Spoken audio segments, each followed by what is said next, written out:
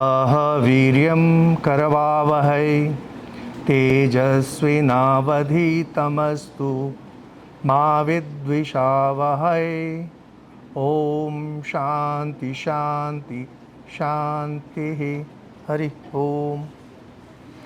So सबैलाई नमस्कार Ram Ram. That's the only Nepalese expression I know. I'm sure you will forgive me for that, right? So this is my first visit to Nepal, and that's the only expression that I have picked up till date.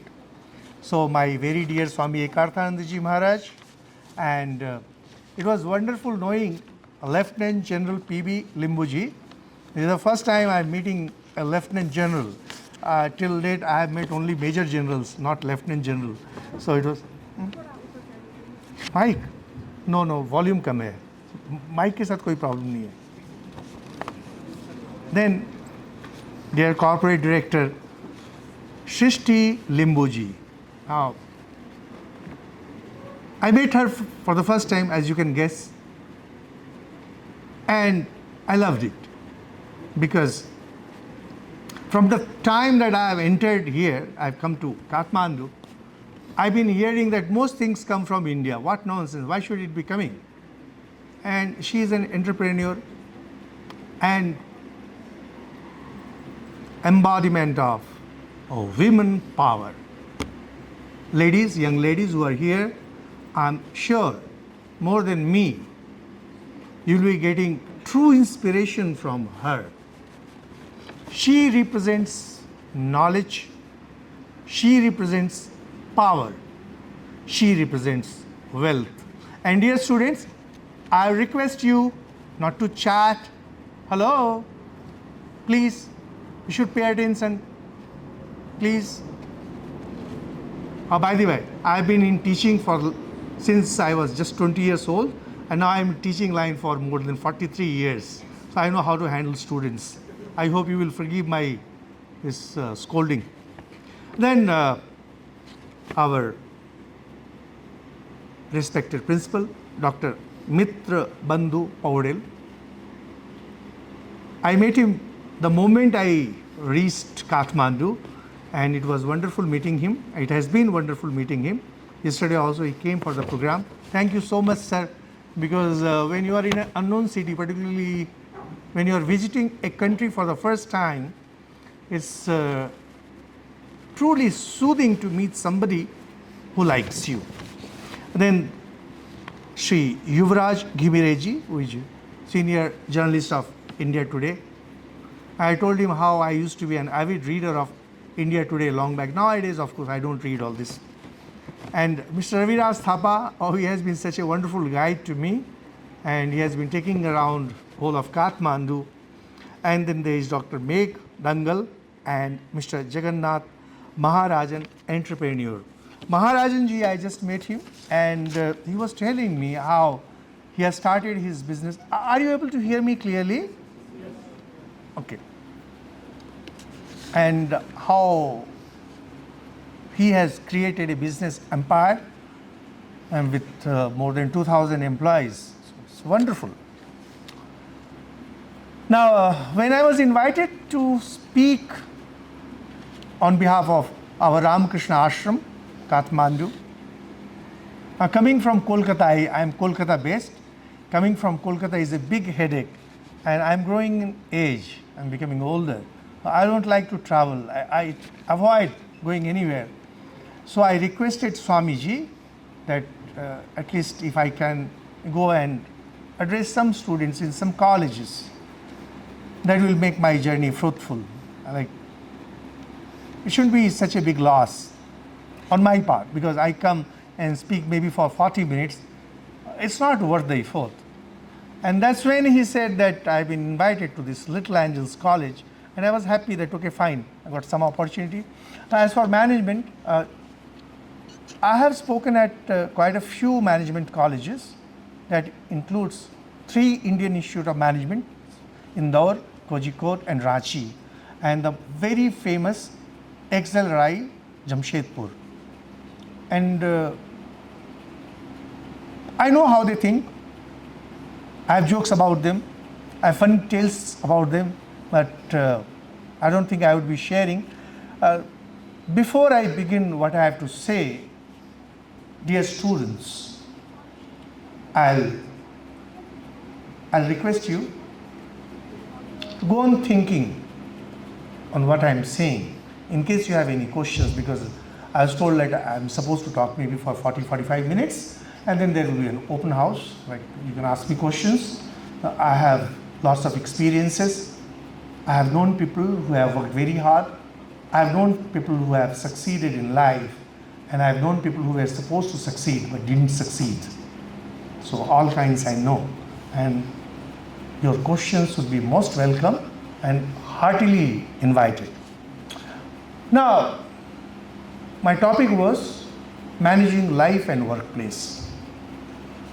More importantly, as you see, I am a monk and talking to management students. Monks mean to give up everything. Indeed, I have given up everything. I don't have any connections with my family, with the society, with wealth, with anything. And you are here to make money. You are here to gain fame. Naturally, the question will come to your mind, come on, there is a dichotomy. There is a complete, these are poles apart. One is North Pole and the South Pole. How can a monk who has given up the world, and according to many, for whom monks means cowards, monks mean those who have run away from the world, can teach anything to us, we who love the world, who want to make money, who want to be successful?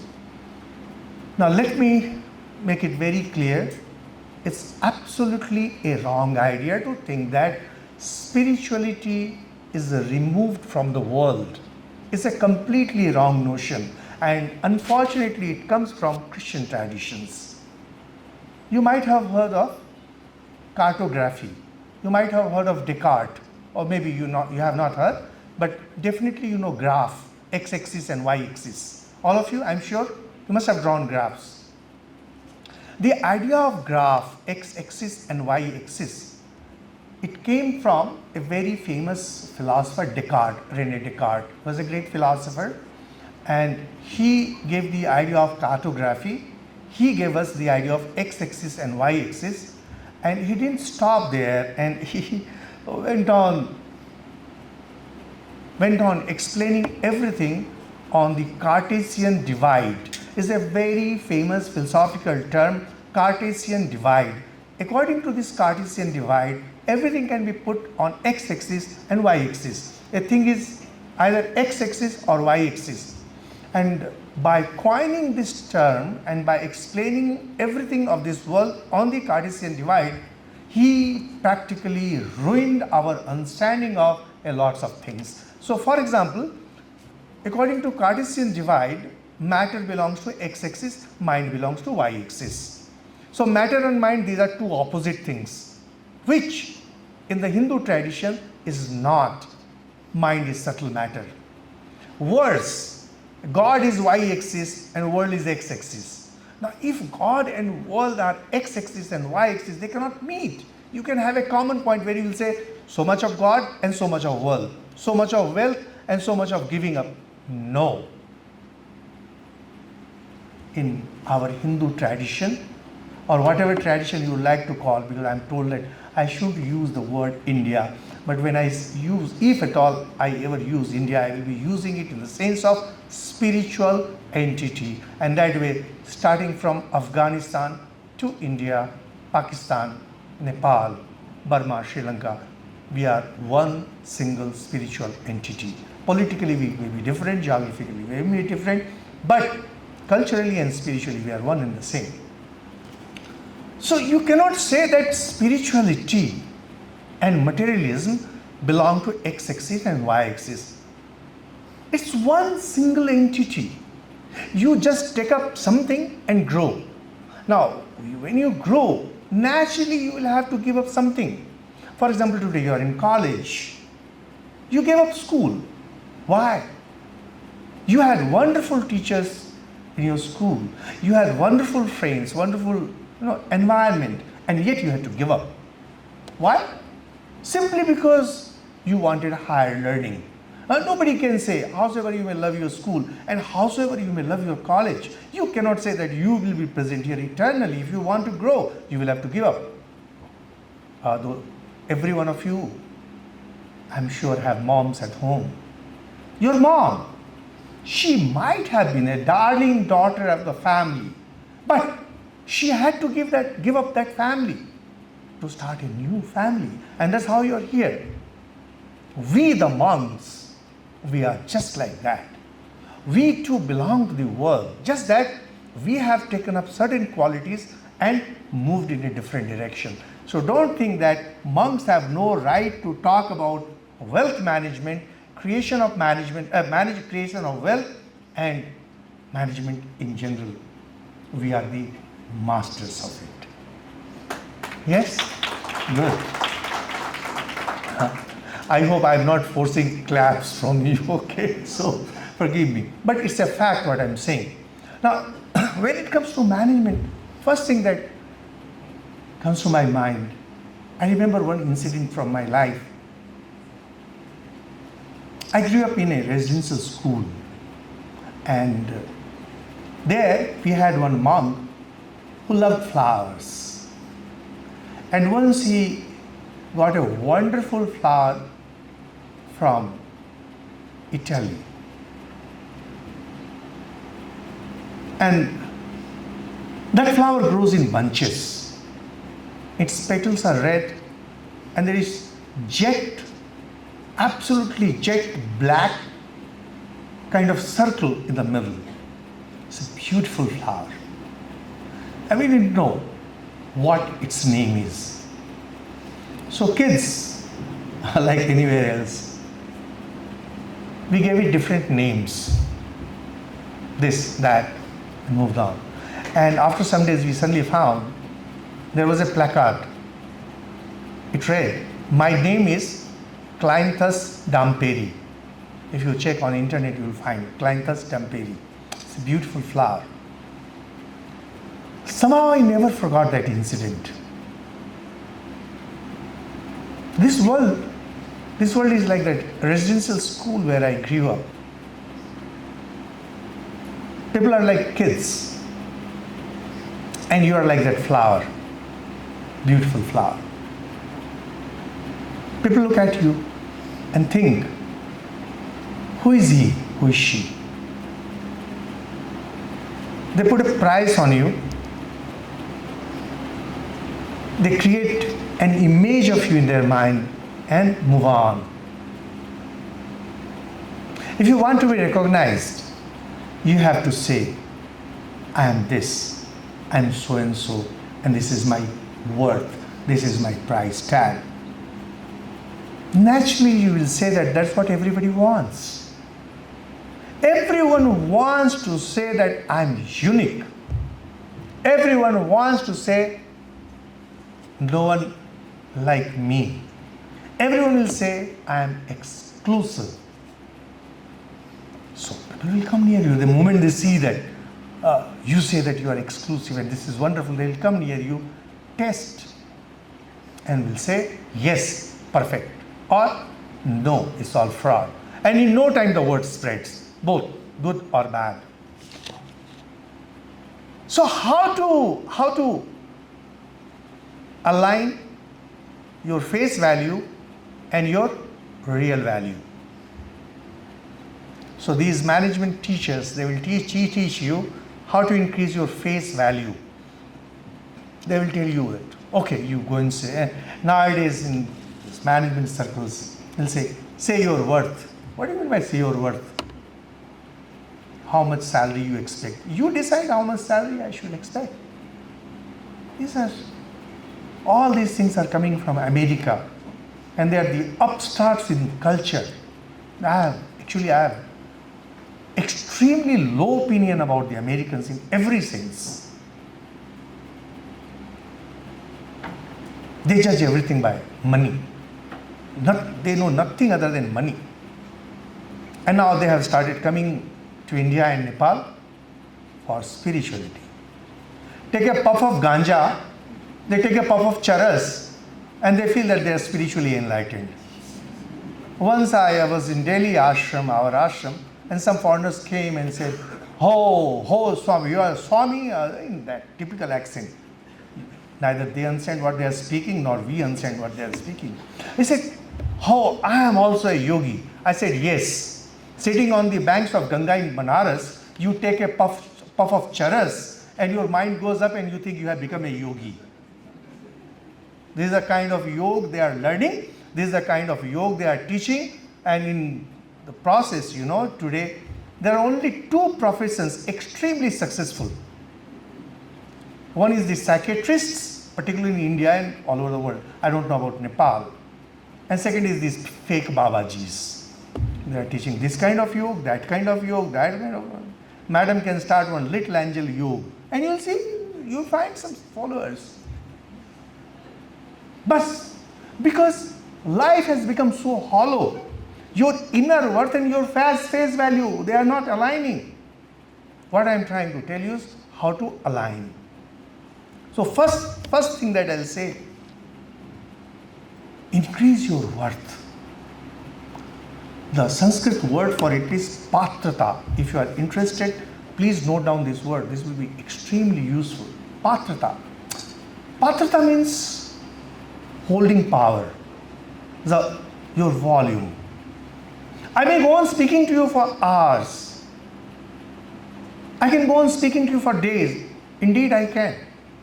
My record for longest talk with an individual thrice has been 14 hours at a stretch without break. So I'm a talker. But you won't grasp. Why? Simple example. You open the tap, keep the bucket upturned, not a drop will enter the bucket. And you will say that my tap has been on whole day. Why there is no water? Because there is no patrata. Turn the bucket right. Work hard, and that is what we will be discussing. Work hard, and slowly you will start making progress. But how will you know? How will you know that your patrata is increasing? First thing is, once you start loving something, the work that you love, once you start growing into it, you'll find that you love it more and more. Like when I was a kid, I loved reading detective novels. Some of you might be, I don't know if it's fashionable or not. 10 hours a day, 15 hours a day, and I would bunk schools and I would bunk study hours to read detective novels. So my patrata in reading detective novels and books and stories and novels. Once I was calculating, you will think that ki banda fek raha hai. Do you use this expression here, fek raha hai? But believe me, dear students, I am not boasting. I have crossed reading 15,000 books by now. 15. And there was a time, for years, I used to finish one book a day. One book a day, that was my standard practice, one book a day. And during holidays, sometimes it would go up to 2, 3. But what kind of books? Mostly it was detective novels and literature, etc. And that was not my subject. That's the most pathetic part. I'm not a literature student. But anyway, things changed. So, slowly, your goal has to be to increase your patrata. Don't look at anything. Don't look at your environment. Don't look at the institution. Don't look at the teachers.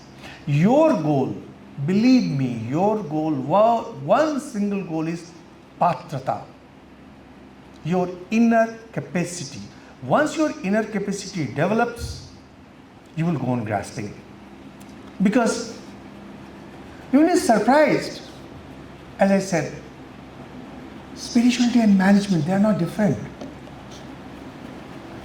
Those of you who have worked a lot, we have madam here, you will see that the moment you start doing something good in your life, problems will start coming. Obstructions will start coming. You just try.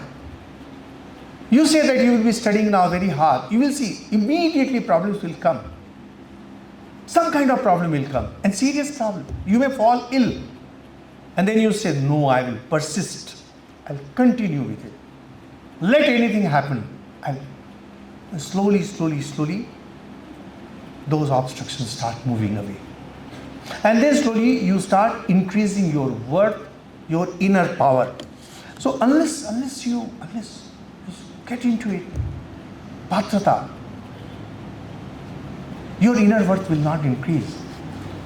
Now, to increase that, one very important thing is paying attention to small details. Very often, we go for the big things. And in management, they have a term, micromanagement. It's not about micromanagement. It's about the small details in life. Let me tell you one very interesting story from Michelangelo's life.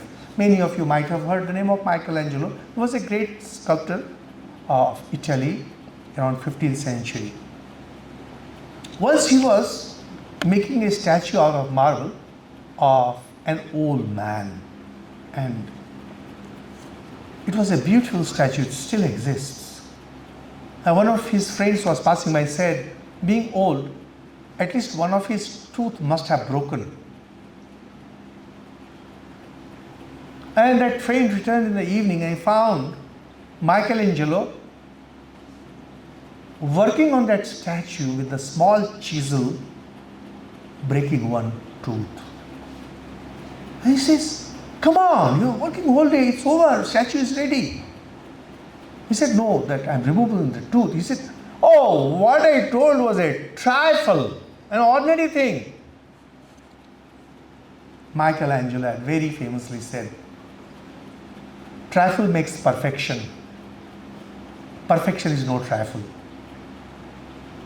It's the small things that make you great. Greatness is not a small thing. As I said in the beginning, we all want to be famous. We all want to make money. But we don't work. Even if we work, even if we agree to work, we don't pay attention to the trifles. Trifles means how you put on your dress, how you comb your hair, how you tie your shoelace, how you dress, how you put on your chadar like this. You have to make sure that it's perfect. That doesn't mean that you will become a machine like in military. They have to be a military precision. No, we are not talking about that, because military precision, that's best left for the military. But you people, you have to be extremely careful about all these smaller things with which you are connected in your life. And regularity and discipline, these are very important if you want to be successful, whether that be in your personal life or in your professional life. Once I read about one doctor. He was a very successful doctor in America, and he had written some management tips, and he said every morning he sits for breakfast at the same time. He dresses practically in the same dress. He starts from his home for his work at the same time. He takes the same route, and that he has been doing for years. You know what happens if you do like that? Apparently you will say, what a boring life. Yes, at young age all this may seem boring, but as you grow, time management becomes very important. I am sure in your management studies they will be teaching you time management. The biggest enemy of time management is unwieldy life. That means if you do not have a routine, if you do not follow a particular routine and leave your routine things to automaton. Automaton means brain does everything. For example, when you go to your room, you don't have to think consciously where your table is and where your bed is, where is the lock, what kind of key. Your brain knows. It's left to automaton and your mind can be free. You can go on thinking of something and you are doing something else easily. Because our brain has huge capacity. If we keep on wasting it in making choices, you will be losing your mental energy. Your mental energy will be lost. Your inner energies will be lost. And once it's lost, you won't have energy left for your study or for your work. Then,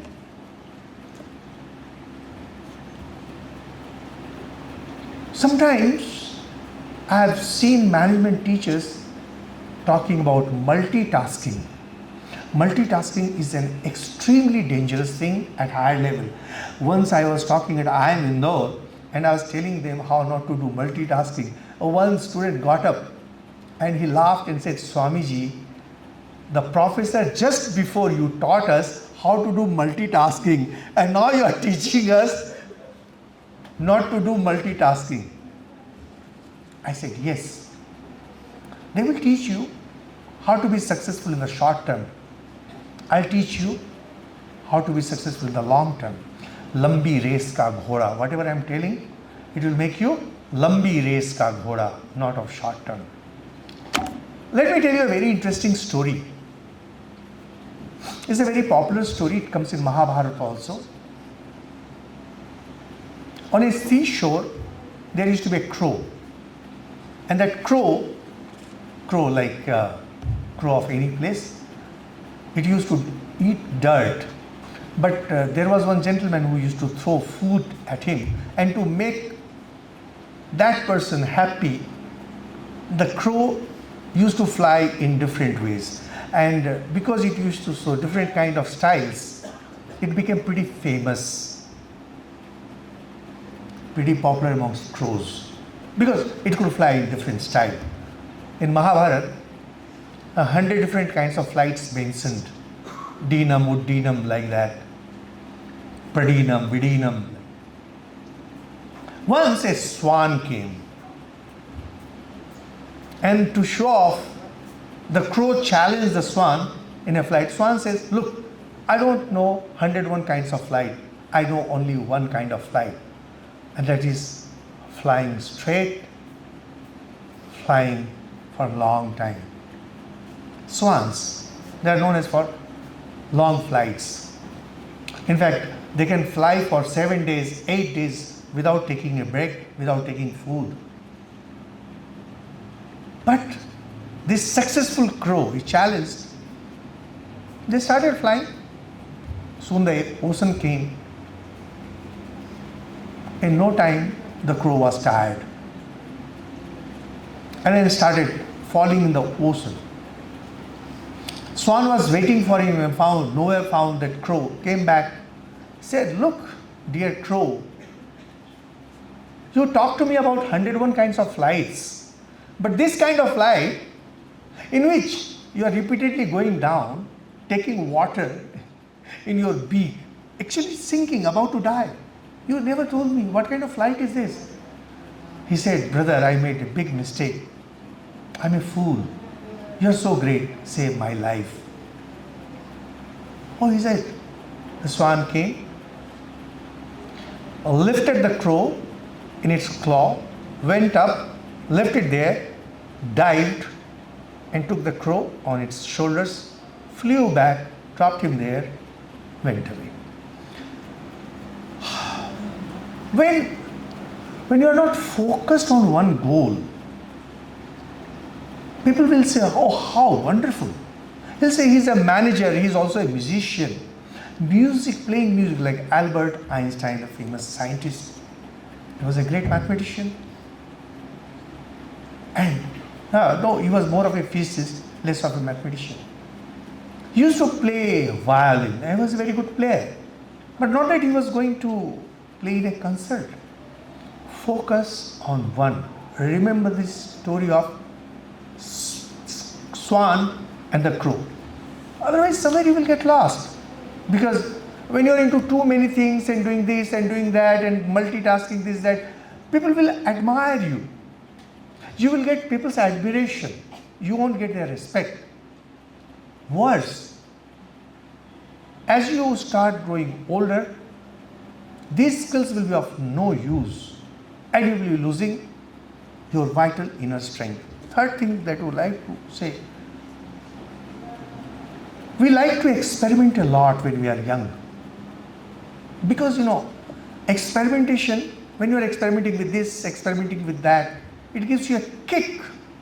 You feel so good about it. But now that you are management students, you are about to become managers, you have to stop experimenting. No more experimentation, because see, today everything is collapsing. Families are collapsing. And in India we have live-in relationship. They are experimenting, they say partner, they don't even say wife. The term was dharma patni, dharma sangini. And now they are talking about partner. They say live-in partner. You are ruining yourself, you are ruining the society. Why? You say, I am not getting the necessary kick. Oh, he is so boring. Yes. Life becomes great only when you have been doing boring thing for years. I'll tell you a very interesting story about one of our monks in America. And this monk is a very great monk, and he has been in America for last 30 years or so. And Americans, they sometimes come in search of gurus, and took a mantra, and after 7 days he returned. Oh Swami, your mantra is not working. I did mantra for 7 days. I didn't get any result. I want to return your mantra. And Swamiji says, I am doing this mantra for 50 years now. He says, wow, 50 years. अरे 50 years में तो उनकी 5 शादी हो जाती है. एक गुरु को लेके क्या रहेंगे? And they want to, now they are teaching yoga. They are teaching guru. They can't even pronounce yoga. They call it yoga. And now Indians have started calling it yoga. What is yoga? Do you, when in Nepalese, do you write ga, akar? You write ga. So how come it becomes yoga? These culturally upstart people are ruining the whole world. And a very important thing that I would like to tell you, friends, we began with spirituality. According to spirituality, we are all connected. We are all one. Goal of life is to grow. Swamiji was talking about strength. Strength gives you that push, but ultimately growth is the goal. So respect counts. In life, develop respect. Once I was in Patna, capital of Bihar, and Bihar is so infamous for lots of things. And I was in a car given to me by a friend. I asked the driver, what's the problem of Bihar? Can you tell me? He said, Swamiji, Bihar has only one problem. Here, people do not respect anyone. And believe me, dear friends, my dear sisters and brothers, I can't believe that in one word he put the entire problem of Bihar. People don't respect. Okay, if you don't respect, so what?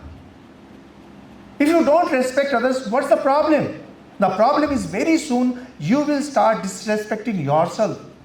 And do you know today what's the problem of the world? We have completely lost the meaning and significance of respect. If you ask your parents, dear kids, they will say, money is Lakshmi. Nahin, elder ones? Dhana, Lakshmi. Lakshmi is goddess. Money is Lakshmi, goddess. It is to be respected. Money is to be respected. Do you waste your money? All of you. आज pizza खाना है, आज मोमो खाना है, आज ये करना है, आज वहाँ मस्ती मारना है. Are you respecting wealth? No. And how wealth comes? Through huge effort. Those who are making money, they will tell you how difficult it is to make money. But more important, it's not about the labor, it's not about the effort. वो तो Bill Gates भी बना रहा है चालाकी करके, Elon Musk भी बना रहा है. we belonging to Sanatan culture, we respect money as goddess. Treat money as goddess. We respect learning as Ma Saraswati. Treat learning as goddess Saraswati. Here you are as students. Respect learning. Never make fun of your teachers. Never make fun of anyone who is teaching you. Yes, you may be knowing more. Vidya dadati vinayam. If you have learning, if you have knowledge, it will be accompanied by humility. If you have true knowledge, be humble. Even then you will not be laughing at others. You will not be making fun of others. I am just telling you how to be successful. I mean, if you really want to learn, the problem with most of us is that we want to go with the flow and just look for the pay and package and perks, etc. But what happens? You end up being mediocre. I keep telling, whenever I get a chance to interact with the young minds, world has become so hollow.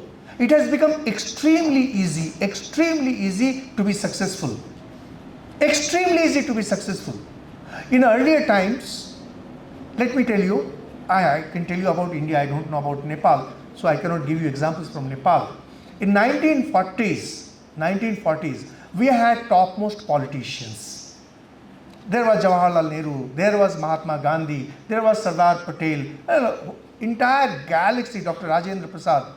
Today, it's a big hollow, barring one or two politicians.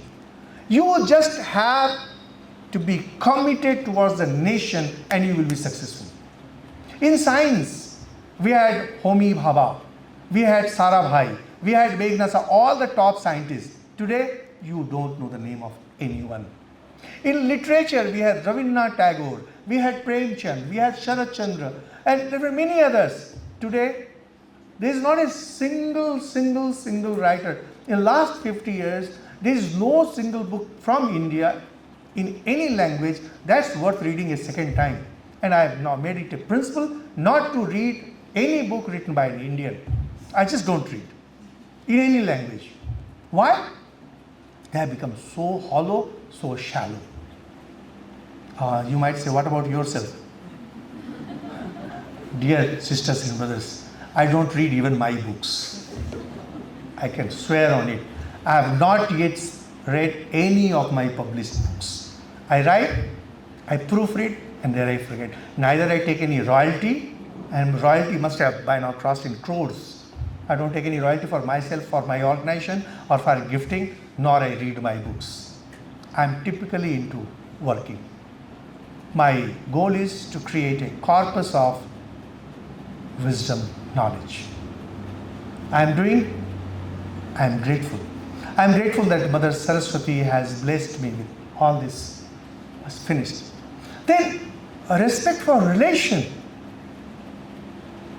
It has been the custom of Hindu culture to make pranams to your elders, to make pranams to your parents. Slowly this is going on. And now I found, somebody told me, in Delhi, Bombay, etc., kids call their moms by their names. In our time, we didn't even know the names of our moms. Kya madam? Jante hai na? Moms ka naam bhi nahi jante the.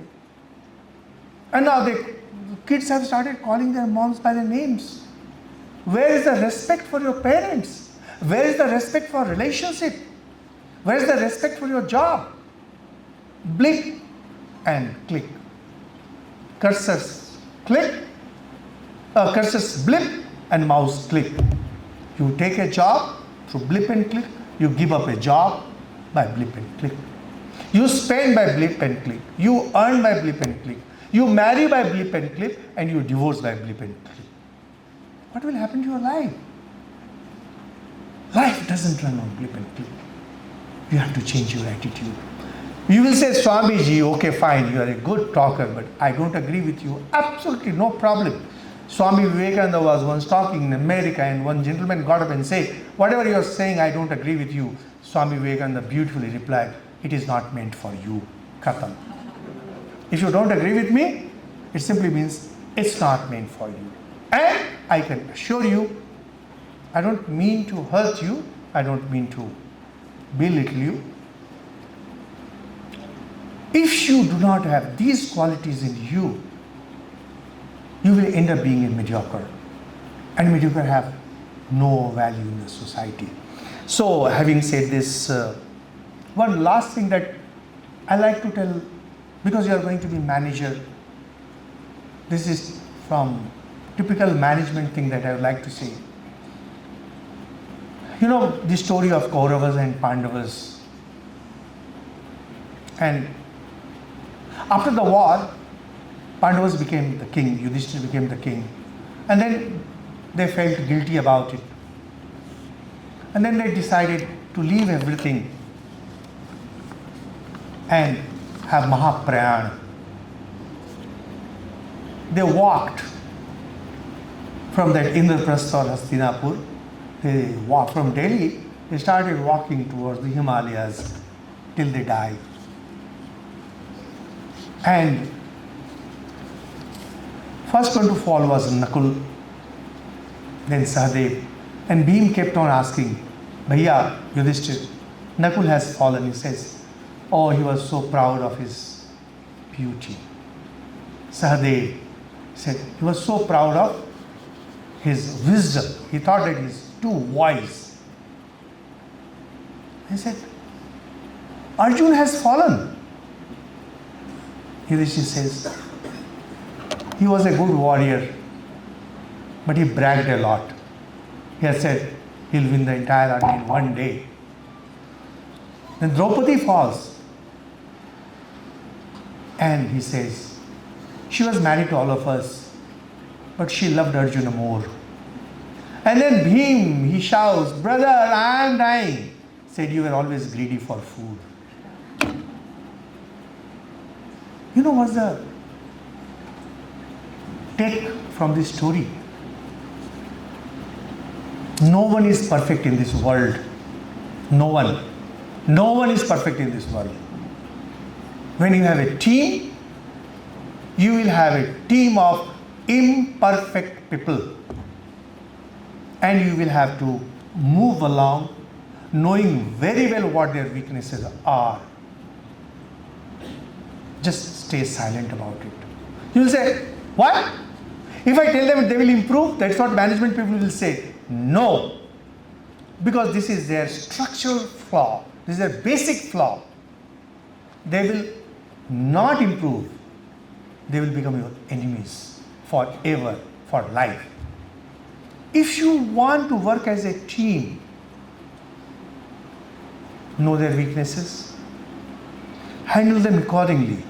Don't put them in a place where their weakness will be exposed. And take your team along. Never talk about the weaknesses of others. Never, never. Yudhishthira never did, because he knew that this is the team he has. He has to be satisfied and happy with it, and he has to be successful through their weaknesses. Never spoke a word. But when the final time came and when he was asked specifically, he told it. I have my flaws. My brother Ekarthananda has his flaws. Madam has her flaws. So what? We also have our greatnesses. You know, there is a fundamental difference between human beings and material things. If you want to judge the strength of a chain, you judge the strength of a chain by its weakest link. The weakest link will snap.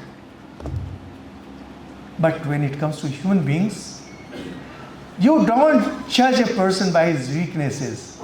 You judge a person by his greatness. Do you know that more than 60% of the writing work of Shakespeare are unreadable? They're just unreadable. 60% of works of Rabindranath Tagore, they're just unreadable. So hopeless, worthless. But the 40%, they are just master, super.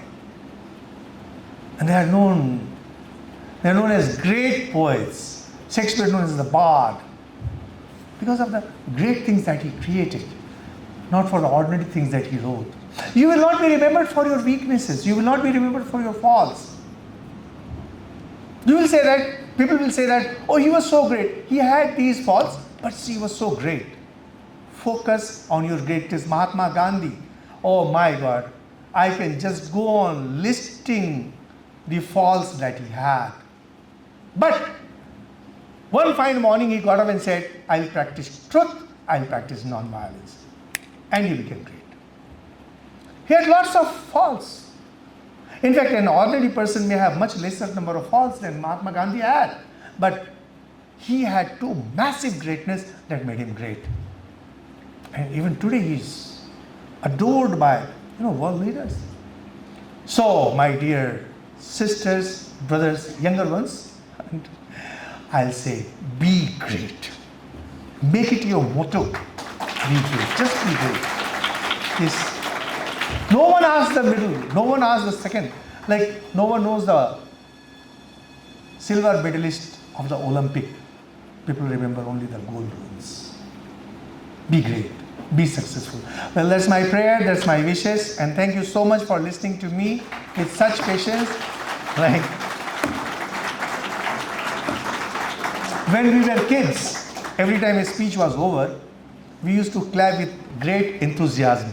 Thank God it is over. That was the idea. I hope it's not that. Anyway, so I don't know what's the time, but anyway, so let's have discussion, open discussion, and you are most welcome, not only based on my talk, but in general.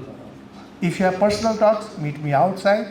But if there is something that can be discussed in the open forum, let us.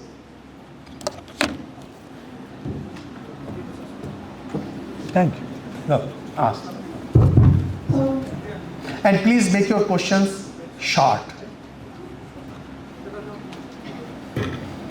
Oh, you have some questions, looks like. Krishna Swami ji. मैं अभी टिया पढ़ रही हूँ और मुझे बहुत अच्छा लग रहा है by studying Tiya. But who gave you that book? PDF. Huh? PDF. Piracy? Piracy? See? Okay, no problem. And I was related with many phases that tia goes through. However, I believe that not everyone here has read the book. So would you please suggest everyone to read as it may be implemented in everyone's life, and also please mention in what ways it can be relatable. Bacha, she is asking me to tell you to read Tia, and then you will say that, oh, Swami ji hai to achhe aadmi, but he is too much into self-publicity, okay? No, that is not the image I want to get for myself. You can ask your friends, not me. Yes? Young ones, think. Yeah. Thank you for the insightful lecture, Swamiji. I am Pradyumna, drawing graduate from Kathmandu University. So, one thing I wanted to ask is, you talked about sadness that pervades in everyone's life. I was really interested to know what would be a rich life. Like, at this stage, I do not know what is the ultimate good one can do in life. So, what do the Shastra tell about this, or what you, in your experience? Okay, got your point. So he is asking what is the ultimate good for me. Now you are back to that trap from where we began. You say there is a Cartesian divide, and there is good and there is bad. So you are contradicting what I told. I hope you got my point. No, you didn't listen. The moment you go for the Cartesian divide, there is bad and there is good. There is neither good, there is no bad. There is only me. What is the ultimate truth for all of us, dear students and teachers? There is only one truth. There is just one truth in life. There is no second truth. There is only one reality in life. There is no second reality. There is no reality. There is no Swami Vivekananda, no Ramakrishna. There is only one reality. It's me. I am the only reality. Because I am here, God is there. Because I am here, so the world is here. And that's why I say that earth is the center of the universe.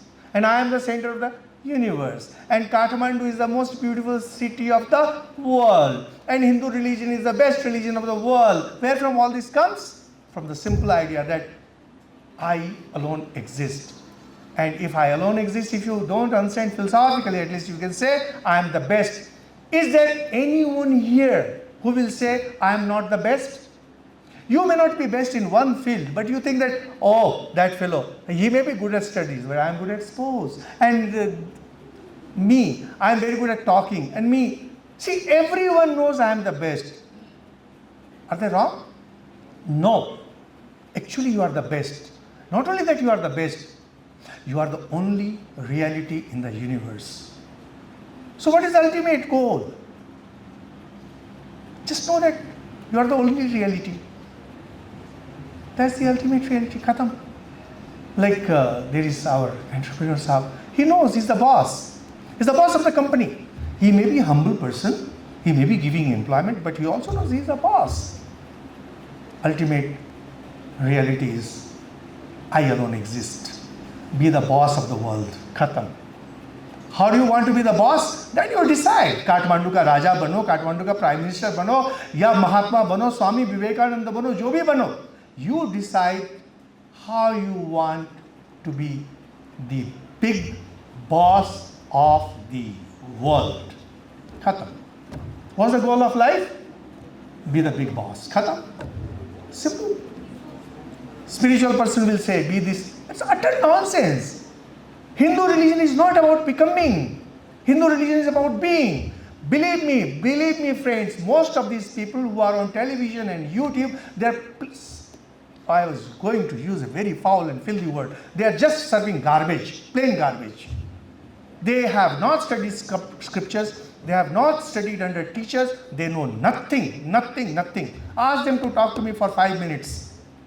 And I'll just snap them away. There's only one reality. It's you. How you perceive yourself, how you perceive the world, well, you evolve. In simplest terms, be the big boss of the world. How you will be the big boss? Alexander thought in one way, Napoleon thought in one way, and Shakespeare thought in one way, and your ancestors, the great rishis, they said, Aham Brahmasmi, I am Brahman. You decide how you want to be the big boss. And why should you be dictated by anyone else? No one likes to be dictated. Why you want to be dictated by somebody else? About what to be? You are not a 5-year-old kid. Once a kid grows beyond 5, he knows what he has to do. It's about self-expression. You have to be the master of the world. You have to be the boss. The problem is when we are not successful, we start making our world smaller. And then, एक family में आकर के वो husband है, मालिक है, वो अपना बॉसिज्म दिखाता है. But bossism is shown by everybody. Just be the boss of the big world. Khatam. Truth is so simple. Actually, truth is not complicated. But when they serve, they make it complicated. Otherwise, पैसा कौन देगा? मैं सुनता हूँ ये लोग धर्म की बात करने के लिए भी पैसा लेते हैं. And there are tickets. Now, how can somebody charge? How can somebody charge for telling spiritual truths? You are into business. What kind of spirituality is this? You say that spirituality is about giving up everything for God. Then why come you are charging money? One very important thing I would like to tell, if you can remember, all of you. There are two illusions. There are two illusions that nearly all of us suffer from. First illusion is, I need the world. Hey, I need the world. And its consequence is, I need money, I need recognition, I need somebody's love. And when that love is not requited, people go and commit suicide. Because it's an illusion. And after some time, a second illusion develops. First one goes, the world needs me. Hey, all these spiritual preachers, they think the world needs me. Nobody cares for you. You have a huge marketing system. You are minting money. You are making money. Once I was coming by train, about some guru से बहुत बड़ा conference हो रहा था. हमसे AC first class में वो सज्जन थे, बोलते पहुँचे हुए महात्मा हैं. This is a very famous expression in Hindi. पहुँचे हुए महात्मा हैं. I instantly said, कुछ पहुँचे हुए महात्मा होते हैं और कुछ पहुँचा दिए जाते हैं. He instantly understood what I meant to say. Some are born great, some become great, and some have greatest thrust upon them. So these are the people who are made great by the corporates and the. Do you know, I have used one expression in my Param book, religious mafia.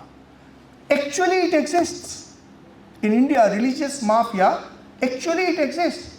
The moment it comes across somebody who has some capability, this mafia will take over and say, oh Swamiji, you are so wonderful, this, that. And slowly they will start entering. And you will be the front, they will do all the marketing, and under them, behind their face, all drugs, this black money, then hawala, etc. goes on.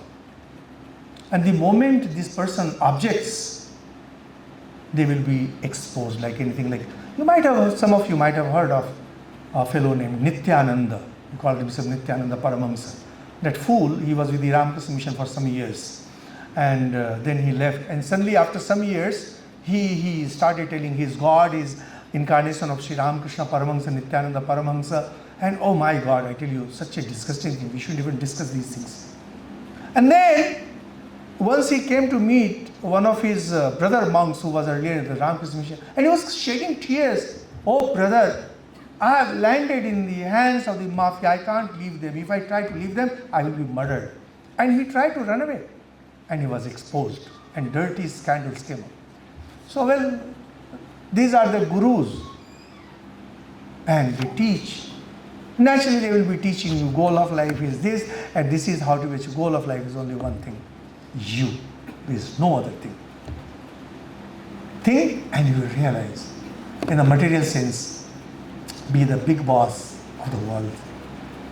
Okay. Well, that's it.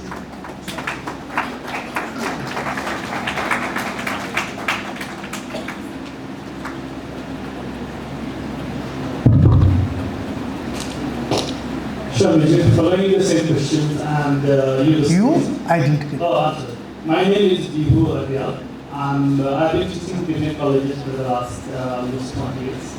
And following the same question, and you just mentioned one Mahavakya of philosophy on Brahmafri, and with that emotion.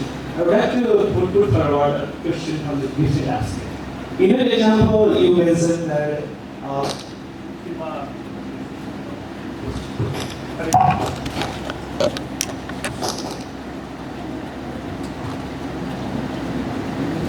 I take the other one?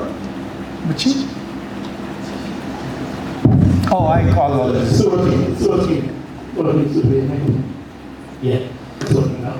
So, we give a very good example of x-axis and y-axis because, Western world are trying to separate people and they go in different parts. That's a very good example of presentation. But my question is, for those people, because understanding differs from people to people. Those who have understood, in our heart, let's see, Atma is there and some hypostasis. In hypostasis, there's only one thing, Brahma, that's you. And who are in the Number one, I was not discussing spirituality here. This is not the forum to discuss spirituality here. Okay. And please, if you are interested in knowing about Brahman, I never use the word Brahman. Okay. I just said Brahmasmi. This is as a corollary statement. This is not the forum for that. Okay, that's fine. Then my question is, for those who understand spirituality, does this example make any difference, x-axis and y-axis, for me? Who understand spirituality? Yes, other than Vedanta, it makes sense for everyone else. Other than Vedanta, it makes sense to.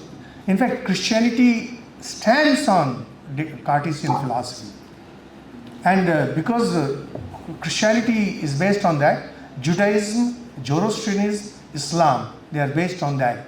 Jainism and Buddhism, they are not strictly on Cartesian, but the modern teachers of Buddhism, confused lot they are, and they are more or less going on that line. Anyone who talks about good and bad as being absolute, they are talking about X and Y. Vedanta never teaches like that. There is no good, no bad. There is no success, no failure. It just existence, because every failure, it just takes you forward. Anyone who teaches you that your failure will take you forward doesn't accept X axis, Y axis.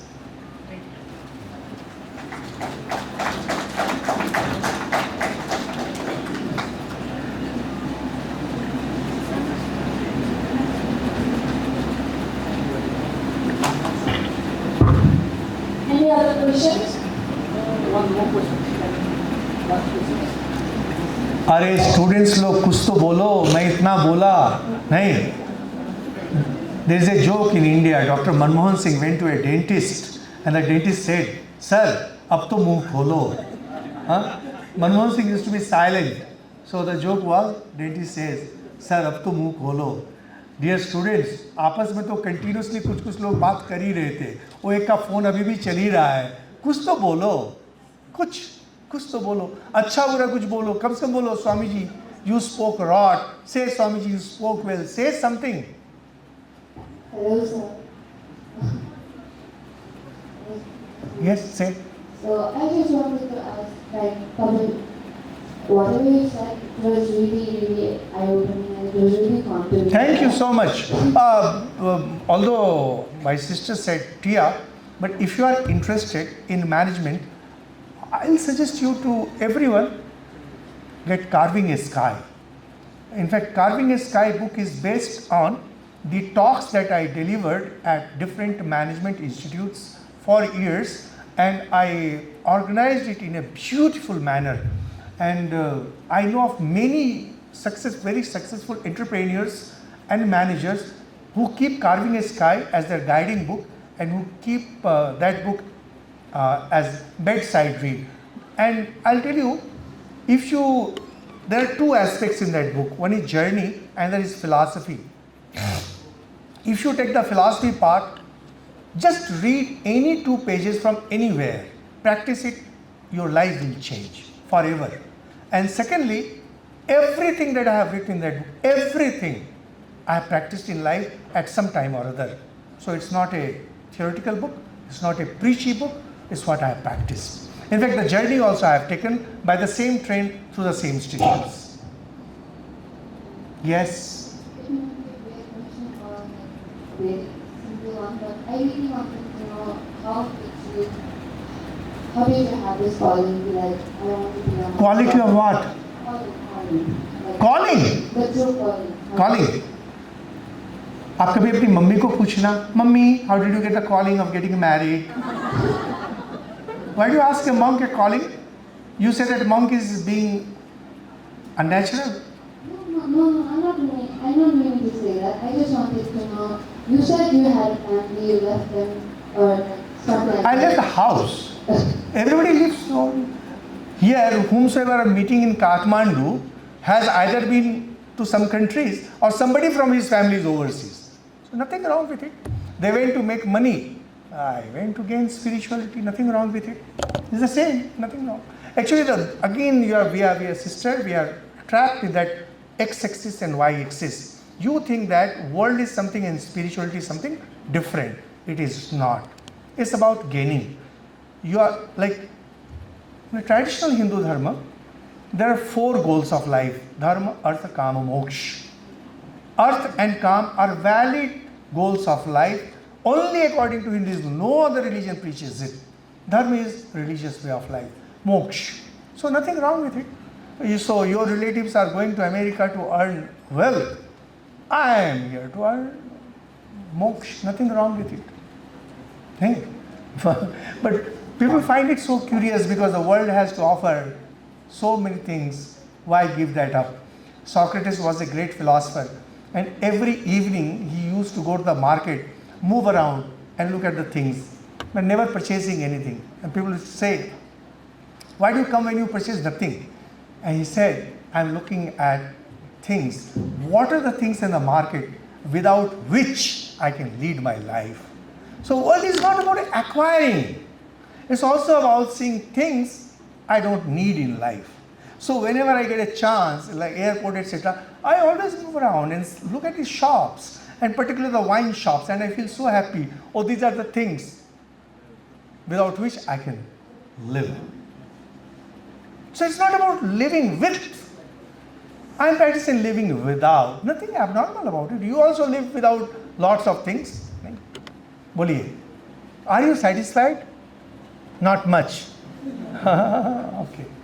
These are the things that take time in understanding. Because the renunciation is built in each one of us. Any other question? Bolo. Finally boys are opening up. Good, good. अभी बोल ले भाई, शादी के बाद कुछ नहीं बोल सकोगे. I was on way to Haridwar and I went to a hotel and there was a big notice. All our waiters are married. They are used to taking orders. So it was a double meaning. Oh, I laughed. In fact, I had taken a photograph of that. Yes. Thank you, sir, for your speech. My name is Diwakar and I am from Business Enquiry. And my question is, you say that living relationship as a doing the society. I just want to know how it has to do with the society. Why you think? Why I said it's ruining the society? Yes. Are you into living a relationship? Not yet. You are planning to. No. You see what happens, although this is not really the forum, but let me tell you in one sentence. Animals also practice living relation. And we have taken thousands of years of conscious struggle to evolve from being animals to humans on way to divinity. And if one generation takes us back to the level of being animals, you eat, you sleep, you mate. Well, you will be ruining completely the contribution of tens of thousands of years of our ancestors. Because individual cannot do much. Michelangelo I mentioned, they say, why don't we have Michelangelo today? Because there is no society of Florence of 15th century today. Do you think that Bill Gates could have made money in today's world? Out of question. Infosys, if they keep on talking about it, that 10,000 rupees, something like that. Give them 10,000 rupees, give them the same set. Will they be able to create an Infosys? No. It's a society. It's a group that brings success. Now if you say that, no, I don't believe in all this. Of course, if you say you don't believe, you can manage because there is a huge society balancing the things. But if everyone starts telling that I'll go my way, well, it won't take long for whole society to be ruined and we'll be back to the savage state that we left far behind long ago. And living relationship is just a step towards that. Who will care for the next generation? And if the next generation dies out, what will happen to this society? Gone. So whatever we have earned over thousands of years will be gone. So society will be in ruins, but that is what I said. And without society, an individual cannot thrive. You can live in the forest, you can live on the trees, but you cannot be a scientist, you cannot be an artist, you cannot be a poet, and you cannot be a spiritual person. I am here, I am talking, whatever, big or small, whatever, because society is there. Society is feeding me, society is clothing me. Without society, I am finished. I will be struggling against the forces of nature. So that's it.